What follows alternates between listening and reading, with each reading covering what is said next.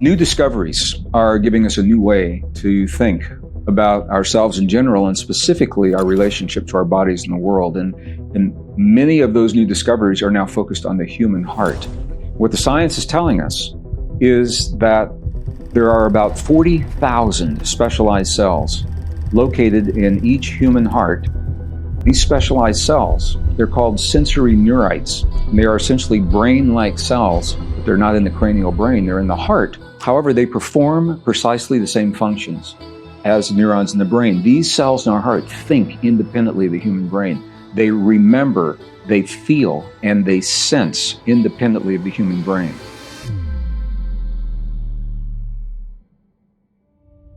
Now, this opens the door to a whole new way of thinking about our relationship to our heart for a number of reasons. First of all, when we have an experience, we record that experience in our memory. We traditionally think of that memory as being in the brain. And if it's a good memory, there is no problem. But many of us have trauma that has never been resolved. And that trauma tends to reside, the chemical equivalent of every experience. It's called a neuropeptide. And these neuropeptides either metabolize out of our bodies when we release the emotion. So in joy, there's no reason to retain that emotion. We don't get stuck in joy. You don't hear people say, I've got so much joy in my life. Can you help me dial it back a little bit? You don't hear that. Trauma, our deepest hurts, our greatest fears, our betrayals, our disappointments. We don't have the tools to deal with these experiences. Those neuropeptides cannot metabolize out of the body. They're not free. They're anchored in the organs that we tend to associate with our trauma. Now, when we are hurt, a lot of that comes from the heart.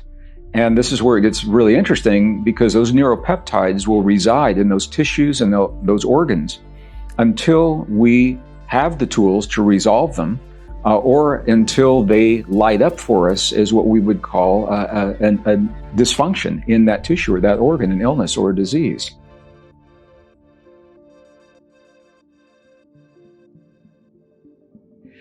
So what we now are beginning to understand is not only is the heart important in terms of cellular memory and the memory of our experiences. As humans, we are extraordinary, powerful beings in ways that we're only beginning to understand. And we're the only form of life that can consciously choose to harmonize the neurons in the heart and the neurons in the brain, two separate organs, harmonize them into a single potent system that serves us in terms of self-regulation. It gives us the ability to self-regulate our biology in a way that no other form of life can do.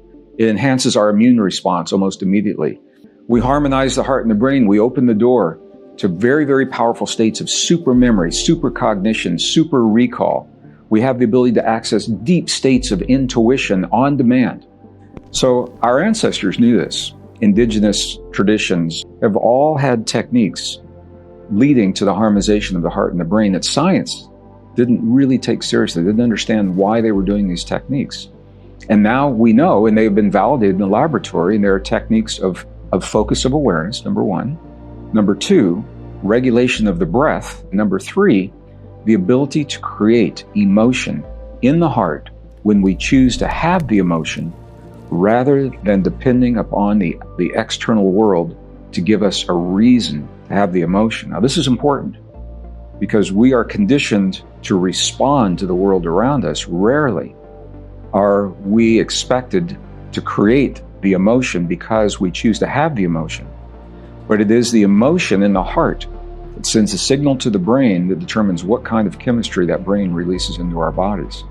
Positive, uplifting emotions send healing, rejuvenating, revitalizing chemistry. And when we are in fear or we feel vigilant, we don't feel safe in our world, then we are sending a signal. It's a very jagged signal with stress chemistry, cortisol, adrenaline, and things that we need for brief periods of time. Those are good chemicals. But we don't want to live our lives every day with those kinds of chemicals flowing through our body in a world of 24/7 news media showing us problems with no way to resolve the problems. We tend to become a stressed society, and statistics are showing this. The world is sicker now. The statistics are showing are living in greater vigilance, greater fear, and it's being reflected in higher levels of stress-related diseases, inflammation, cancers, and all of those things. So the ability to self-regulate our biology is a very, very powerful key to help us regulate what's happening within us. We may not be able to change what's happening in the world around us. We definitely can change how we respond to the world around us, and it begins in the human heart. When we look at the human heart, the optimum frequency to harmonize the brain and the heart is a very, very low frequency, 0.1 hertz. And this is no accident. And as a geologist, I find this fascinating because if you look at a graph of the magnetic field frequencies for the planet, the first big spike on that graph is 0.1 hertz. What that means is that when we harmonize our heart and our brain, self-regulating this powerful force within us, not only are we harmonizing the organs and systems within our body, we are harmonizing our body to the greater body that we live on. We're actually harmonizing our biology to the magnetic fields of a planet. And this is where healing begins. So the human emotion is a realm of study that science has neglected and chosen to discount for so very, very long. It is the power of human emotion that gives us our unique abilities. No other form of life, through the power of emotion, can achieve the kinds of things that we can achieve in terms of self-regulation within our bodies, but also in terms of our relationship to the world around us. And I find this fascinating because it is the emotion that was written right out of our most ancient and cherished spiritual traditions. For example, the biblical traditions of the West. Scholars know that approximately 43 books were removed from the biblical canon in the 4th century by the Emperor Constantine during the Council of Nicaea in the 4th century. We know this because the books have been recovered intact in places like the Dead Sea Scrolls, which were the oldest records of the Old Testament, and the Nag Hammadi Library found on the banks of the Nile River in Egypt, the village of Nag Hammadi. These are the newest records of the New Testament.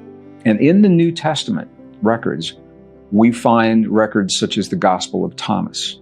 And the Gospel of Thomas is believed to be written by a scribe that followed the master teacher, Jesus, as he toured and spoke to the people, his disciples, as well as the masses. So I'm speaking about Jesus as a learned master, not necessarily as a religious figure, and I think it's important to make that distinction.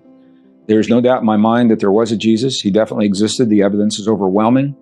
And he was a very learned man when it comes to our relationship with our bodies and spiritual principles. So we find him speaking to us about how to access our heart in ways that science has traditionally discounted.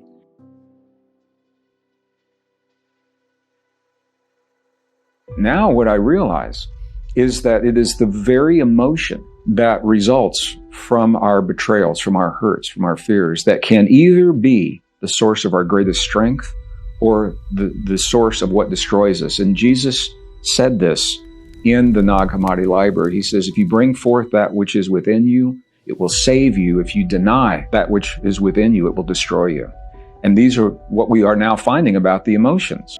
Now we know this is the truth of the emotions that are either resolved and reconciled so that the neuropeptides are allowed to move freely, or unresolved that are stored in the tissues and organs that we associate with our trauma until we either resolve them, or if they are stored long enough unresolved, they will show up as inflammation, as a dysfunction to call our attention to the organ.